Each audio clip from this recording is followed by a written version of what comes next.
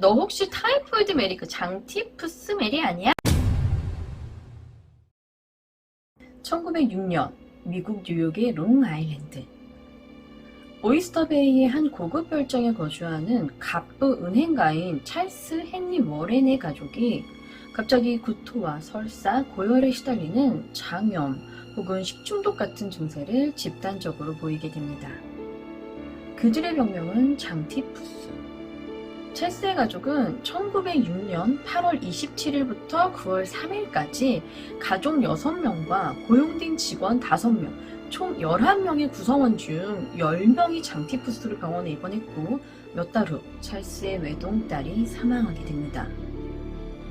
그런데 이 당시 의사들이 찰스 가족의 집단 장티푸스 감염에 뭔가 이상함을 느끼는데요. 보통 장티푸스는 비위생적인 환경에서 발생하지만 이곳 오이스터베이는 매우 청결한 곳으로 비위생과는 거리가 멀었던 지역이었기 때문입니다. 결국 이 가족이 거주하고 있던 고급 별장의 주인은 장티푸스에 대한 저명한 의학자인 조지 소퍼 박사를 고용했고 그가 조사를 진행하며 가족 집단 장티푸스의 원인을 찾아내게 되는데요. 메리 멜런, 집단 장티푸스에 감염된 이 가족의 요리사이자 11명의 구성원 중 유일하게 장티푸스 증세를 보이지 않았던 사람이었습니다.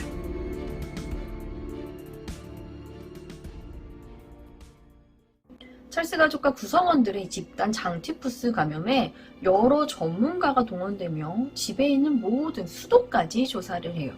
하지만 결과는 전부 음성이었죠. 그래서 결국 이 별장의 주인이 당시 장티푸스 전문가인 조지 소퍼 박사를 고용하게 된 건데요. 장티푸스의 전문가답게 조지 박사는 음식에 뭔가 문제가 있을 것이라고 생각했어요. 그리고 조사를 하다 보니까 결정적인 단서를 하나 찾게 된 거죠. 가족들이 장티푸스에 걸리기 약 3주 정도 전인 1906년 8월 4일 새로 요리사 하나를 고용하게 된 걸 알게 돼요. 그리고 그 요리사가 오고 3주 후 찰스의 가족들과 고용된 직원 총 10명이 장티푸스에 걸려 입원하게 되었고 이 요리사만이 유일하게 건강한 채로 이 집에서 나가게 되었다는 것도 알게 되죠. 그 요리사는 40살의 아일랜드계 여자였고 키가 크고 뚱뚱했으며 독신인 요리사로 매우 건강했다고 확인됩니다. 조지 박사는 이 요리사에게 주목하며 그녀의 과거 행적을 추적하는데요. 충격적인 사실이 밝혀집니다. 이 요리사가 지난 10년간 8가정에서 요리사로 일했는데 그녀가 거쳐간 8가정에서 무려 22명이 장티푸스에 감염되었고 1명이 사망했다는 겁니다. 하지만 이런 단서에도 불구하고 조지 박사는 그 요리사를 전혀 발견하지 못했고 심지어 그녀가 지금은 어디서 일하는지조차 찾지 못하며 그녀의 행방을 알 수 없는 채로 시간이 흘러가는데요. 1907년 1월 파크 애비뉴에 거주 중인 윌터 보웬의 집에서 하인 2명이 장티푸스에 감염되고 윌터의 딸이 사망하게 됩니다. 이 소식을 들은 조지 박사는 그 요리사가 이곳에 머물고 있을 거라고 생각했고 윌터의 집으로 향하게 되죠. 그리고 이곳에서 그 문제의 요리사를 만나게 됩니다. 그녀의 이름은 메리 멜런.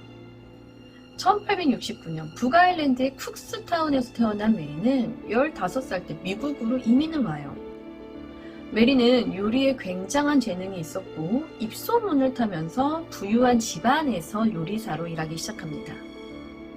그렇게 공식적인 기록으로만 1900년부터 1907년까지 그녀가 거쳐간 집마다 모두 장티푸스의 증세를 보이며 22명의 감염자와 1명이 사망하게 만든 게 바로 메리 멜런이라는 건데요. 조지 박사는 문제의 요리사였던 이 메리를 찾아가 당신이 장티푸스의 원인일 수도 있다는 얘기를 해줘요. 그러면서 메리에게 대변 샘플을 요청하지만 메리는 거절하죠. 이 과정에서 말싸움이 크게 일어났고 화를 못 이긴 이 메리가 조지 박사에게 포크를 들고 위협까지 했다고 해요. 조지 박사는 어쩔 수 없이 돌아갔고 이후 다른 박사와 함께 메리를 찾아와 협력을 요청하지만 거절당합니다. 그런데 조지 박사가 보기에는 이 장티푸스의 원인인 메리가 매우 위험해 보였던 거예요. 결국 조지 박사는 보건당국에 이 사실을 신고했고 1907년 뉴욕시 보건당국은 메리를 강제 체포하게 됩니다. 그런데 평범한 메리가 대체 어떻게 사람들에게 장티푸스를 감염시킬 수 있었다는 것일까요? 이걸 설명하려면 일단 장티푸스에 대한 설명이 조금 필요할 것 같아요. 장티푸스. 우리는 이걸 흔히 식중독이나 장염의 일종으로 알고 있는데요. 증상도 둘이 비슷해요. 기본적으로 복통, 구토, 설사죠. 그럼에도 장티푸스는 식중독이나 장염과는 다른 질환으로 봐야 한다고 해요. 한동안 뉴스에서 김밥 먹다가 집단 식중독에 걸렸다는 얘기들을 들어보셨을 텐데요. 그때 원인이 계란 껍질에 있던 살모넬라균이었다고 하죠. 장티푸스는 살모넬라균 중 장티푸스성 균에 감염된 것이라고 합니다.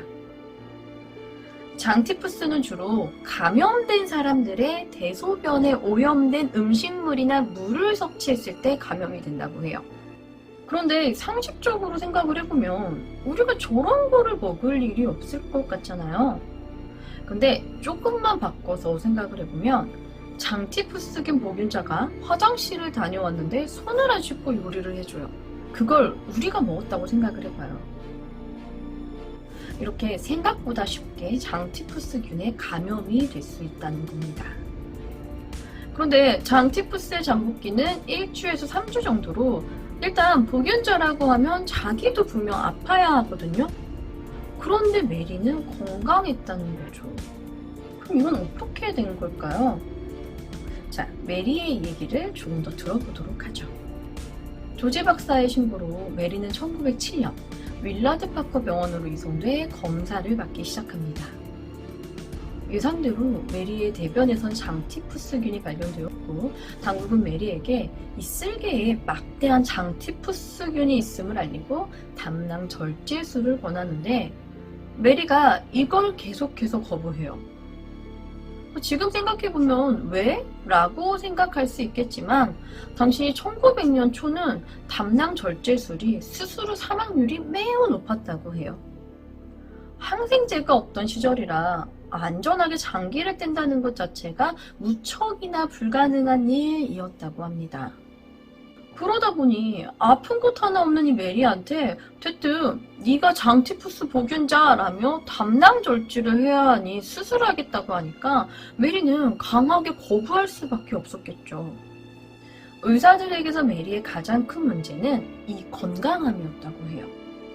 여태까지 그 누구도 그런 적이 없었는데 어떻게 메리는 이 엄청난 장티푸스균을 가지고 있으면서도 아픈 것이 없었을까?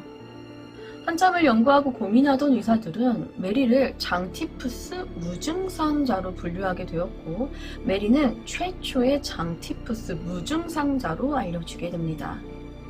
그러니까 이때 당시만 해도 그 어떤 병에서도 병에 걸렸지만 증상이 나타나지 않는 무증상자라는 게 전혀 알려지지 않았던 시점이었다고 해요. 메리는 장티푸스뿐 아니라 최초의 질병 무증상자로 알려지게 된 거죠. 그렇게 메리는 무증상 보균자라는 것이 확인되면서 뉴욕 노스브라더 아일랜드의 리버사이드 병원에 강제 격리 수용됩니다. 메리는 계속해서 나는 건강한데 대체 내가 왜 평생 격리돼서 살아가야 하느냐며 억울함을 호소했고 자신이 가는 집마다 감염자들이 생겨난 건 그저 우연의 일치라고 주장해요. 이런 메리의 이야기는 뉴욕타임즈 1면에 실리게 되면서 메리의 별명이 생겨나게 되는데 바로 타이포이드 메리, 장티푸스 메리였죠. 뉴욕타임즈에 실린 기사로 무증상자라는 개념이 처음으로 사람들에게 알려지게 되는데 이 개념이 없던 사람들 사이에서 메리의 강제 격리에 인권 침해라는 논란이 일어나게 돼요. 이때 메리도 자신의 인권이 침해당했다며 변호사를 고용하고 연방 법원에 도움을 청하는 등의 행동을 계속해서 보이자 결국 1910년 2월 19일 그녀가 격리된 지 3년이 채 되지 않아 강제 격리 해제가 되며 퇴원하게 됩니다. 이때 조건이 하나 붙어요. 넌 절대로 앞으로 요리사 일은 하지 않아야 하며 한 달에 3번씩 보건당국에 너의 근황을 보고해라 하는 조건이었죠. 거기에 동의한 메리는 퇴원 이후 세탁부로 일을 하는데 월급이 전에 일하던 거에 비하면 턱없이 적은 거예요. 심지어 사고를 당하면서 한쪽 팔을 다치게 되고 세탁부 일을 할 수 없게 되자 메리는 보건당국을 속이고 다시 요리사로 일하기로 결심합니다. 이후 계속해서 자신의 성을 바꿔 요리사로 다시 일하게 되는데 이미 부잣집들 사이에서는 메리에 대한 소문이 나 있던 터라 메리는 식당이나 호텔 등 영업장에서 요리사로 근무하게 돼요. 당연히 장티푸스 집단 발병이 일어나게 되죠. 메리의 존재를 처음 발견했던 조지 박사가 메리가 퇴원 이후 몇몇 영업장에서 장티푸스 집단 감염이 일어나게 되자 다시 한번 메리를 찾아다녔지만 워낙 자주 직장을 옮기는 메리였기에 찾을 수가 없었다고 합니다. 그러다 1915년 메리는 메리 브라운이라는 가명으로 맨해튼의 슬로운 여성병원의 요리사로 취직합니다. 여성병원 산부인과죠.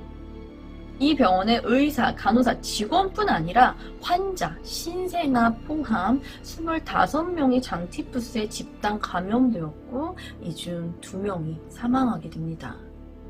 이때 같이 일하던 직원 하나가 집단 장티푸스 증상에 메리에게 장난으로 너 혹시 타이포이드 메리 그 장티푸스 메리 아니야? 라고 했는데 이 말에 혼자 뜨끔했던 메리가 도망을 갔고 매우 수상하게 여겼던 직원이 신고를 하면서 결국 조지 박사는 다시 한번 메리를 잡을 수 있게 됩니다. 1915년 3월 27일 검역소로 다시 돌아오게 된 메리는 죽을 때까지 병원에 격리되어 지내야 했으며 1938년 11월 11일 69세의 나이로 사망하게 됩니다. 이번 이야기는 최초의 무증상자 장티푸스 메리였는데요. 많은 사람들을 장티푸스에 감염시켰고 사망까지 이르게 한 그녀의 사망 원인은 뭐였을까요? 폐렴이었습니다. 사망하기 6년 전에 뇌졸중에 걸려 몸의 절반이 마비되었고 결국 폐렴으로 사망했다는데요. 메리는 죽을 때까지 장티푸스의 증세는 전혀 보이지 않았어요.